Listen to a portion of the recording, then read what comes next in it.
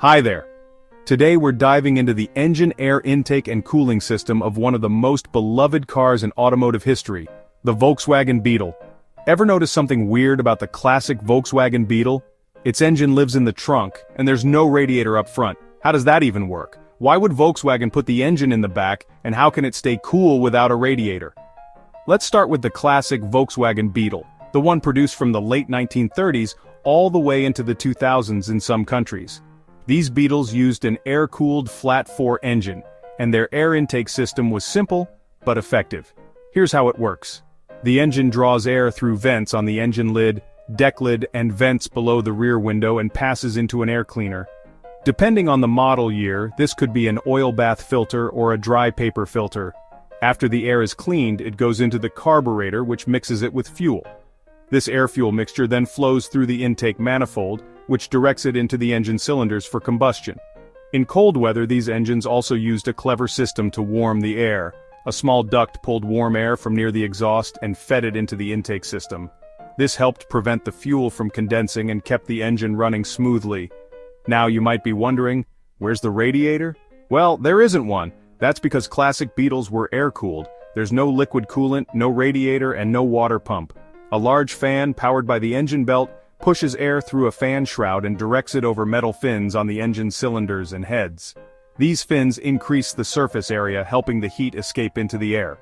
There's also a small oil cooler built into the engine, which helps reduce engine oil temperature during long drives or in hot weather. This system was incredibly reliable and great for simple maintenance. In fact, VW's designers bragged that this fan-driven air cooling made the Beetle's engine virtually immune to overheating or freezing. Legend has it Hitler insisted on air-cooled engines so country doctors with no garages could still run them. Owners remember that little flat-4 as nearly bulletproof, reliable, easy to maintain, and Beetle clubs worldwide still keep them running today. No coolant leaks, no overheating hoses, just air and engine oil doing the job. As technology advanced, so did the Beetle. Starting in 1998 with the new Beetle, the car adopted a modern water-cooled engine. That means more components, better performance, and electronic control of the air-fuel mixture. In these models, air enters through a plastic air filter box, where a paper filter removes dust and dirt. The cleaned air passes through a mass airflow (MAF) sensor, which tells the engine computer how much air is coming in. Then it flows through the throttle body, which controls how much air enters the engine based on how hard you're pressing the gas pedal. Finally, it reaches the intake manifold, where it mixes with fuel, injected electronically, before entering the cylinders. Some modern Beetles even came with turbochargers, which force more air into the engine for better power and acceleration. Unlike the classics, modern Beetles need a radiator to keep the engine cool. This is called a liquid cooling system, and it works just like the system in most cars today. Here's how it works. Coolant, also called antifreeze, absorbs heat from the engine as it circulates. It's pumped by a water pump through hoses to the radiator, located at the front of the car. In the radiator, the coolant is cooled down by airflow and sometimes electric fans. Then it goes back to the engine to repeat the cycle. A thermostat helps control when the coolant starts circulating, keeping the engine at the right temperature. Not too cold, not too hot. So there you have it.